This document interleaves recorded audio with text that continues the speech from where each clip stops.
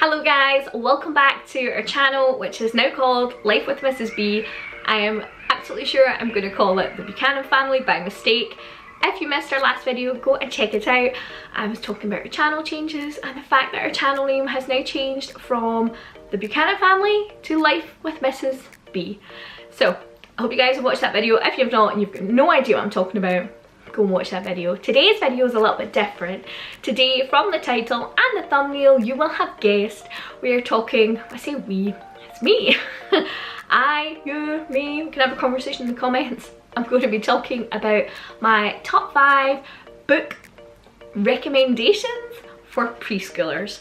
And when I say preschoolers, what I mean is children who are not yet at school, and I don't mean children like mine who are home educated. If you don't know, I do home ed, guys, and I don't mean children like that, obviously. What I mean is children who are generally kind of like 4 or 5 and under.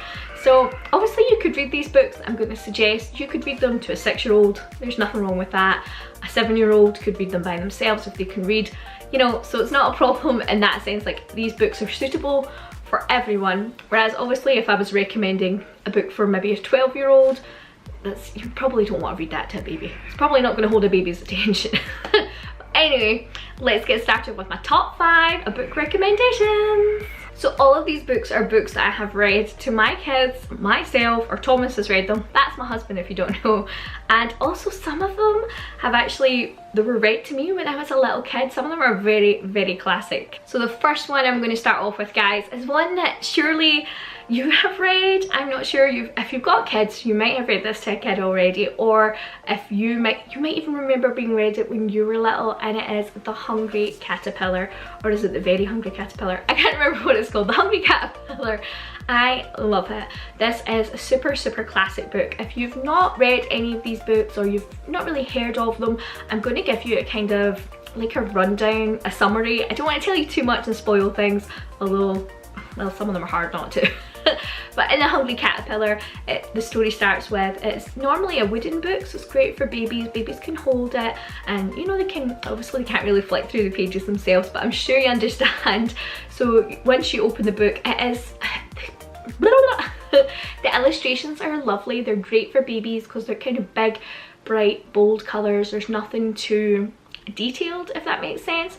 So it starts off with a little egg on a leaf, and then the egg hatches and out comes a caterpillar, and the caterpillar is very hungry and he finds things that he eats, and in the end he's still very hungry. So what he does is he eats through all this kind of rubbish, and this bit of the book always used to make Sky laugh. In the book he eats through like 1 sausage, 1 hot dog, well, they're kind of the same thing, 1 sausage, 1 lollipop, 1 piece of cake, and so on and so forth.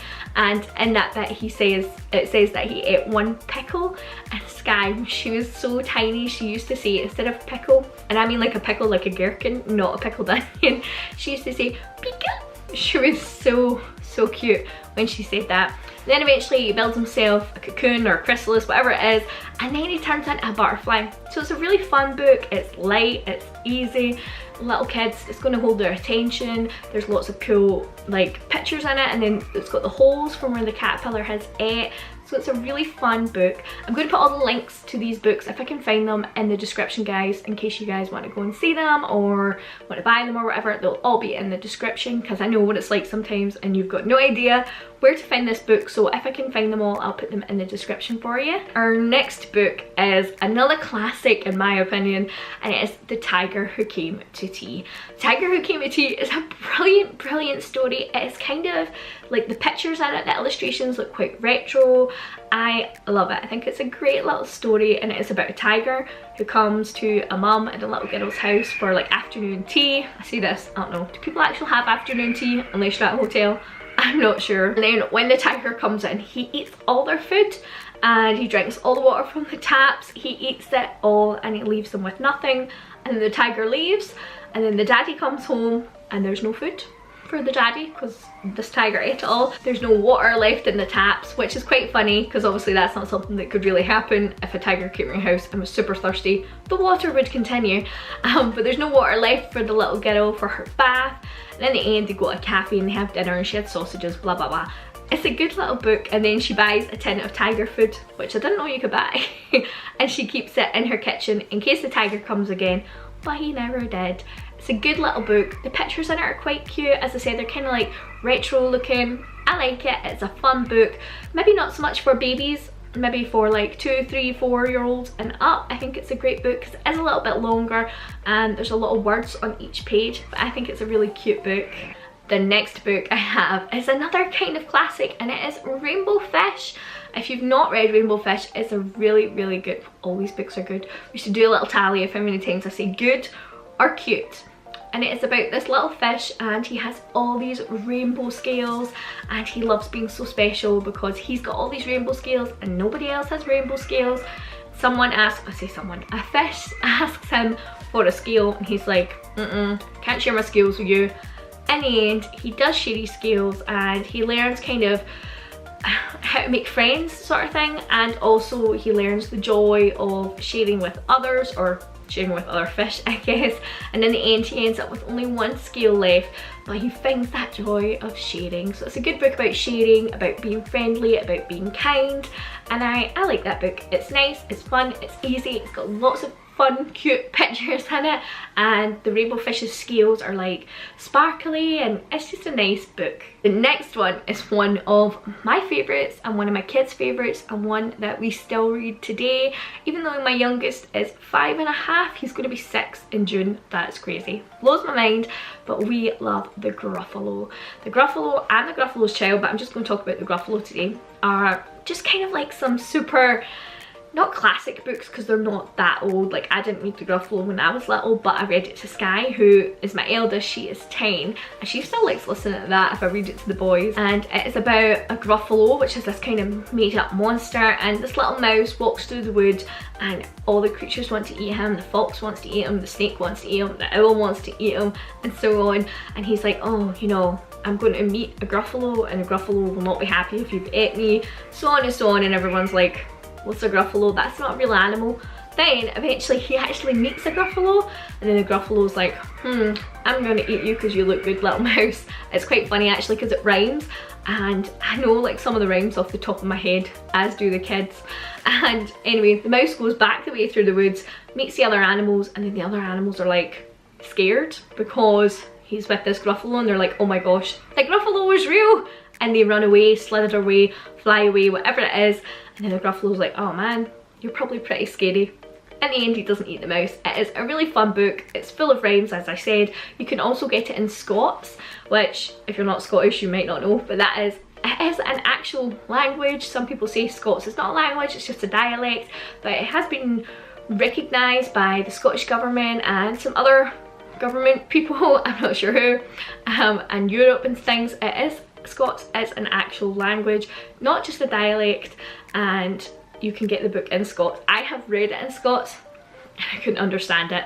I personally don't speak Scots, like proper Scots. Sometimes I will say some Scots words, or like slang you might call them, but as I said, some people believe it's not a language, but it is. It has been recognised as a language, and some children are actually in high school now, instead of doing like English, well I think it's as well as, but you can do a Scots qualification, like exams and stuff as well, so it is recognised as a language. But anyway, you can get it in Scots. That was a long way of telling you that. You can get it in Scots.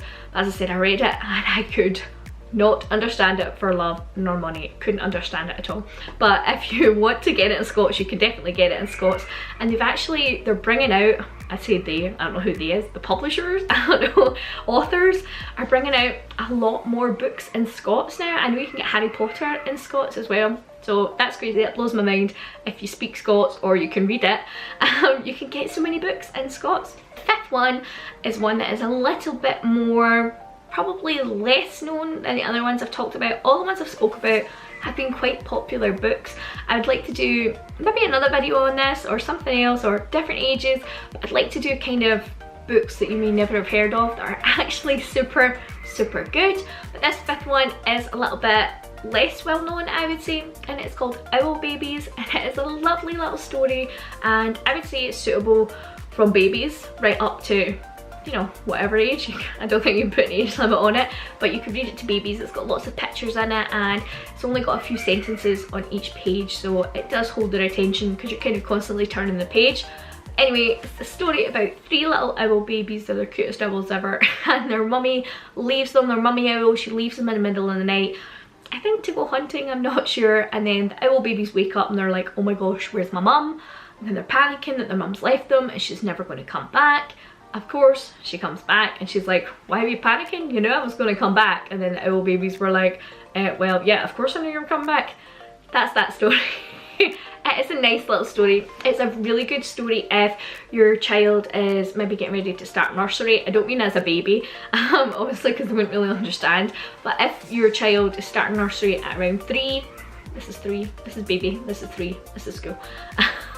If they're starting nursery around 3 and they've maybe never been left before without you or without their dad or, you know, their granny or their uncle or whoever it is, it's a really good book because it kind of reinforces that, yeah, you're leaving them, but you're going to come back. And I think that's kind of the thought behind that book. I'm not sure, obviously I didn't write it. It is a cute little book. As I said, I'm going to put all the links to these books in the description. They're all pretty cheap. Kids books like that don't tend to be very expensive, so when they start getting a little bit older, that they start getting a bit more expensive. I hope you enjoyed the video, guys. If you did, make sure to give it a thumbs up. I know it's a little bit of a different video, but I do hope you enjoyed it. And if you have a baby or a toddler or a preschooler and you've read any of these books, let me know. Or maybe you're like me and your kids are older and you've read them all. As I said, these books are all well read by my children. We have them. We've actually had several copies of the Gruffalo because it got ripped, because people were reading it like this and flicking through the pages and it got ripped. But I hope you enjoy, guys, and I will see you tomorrow for another vlog. Bye!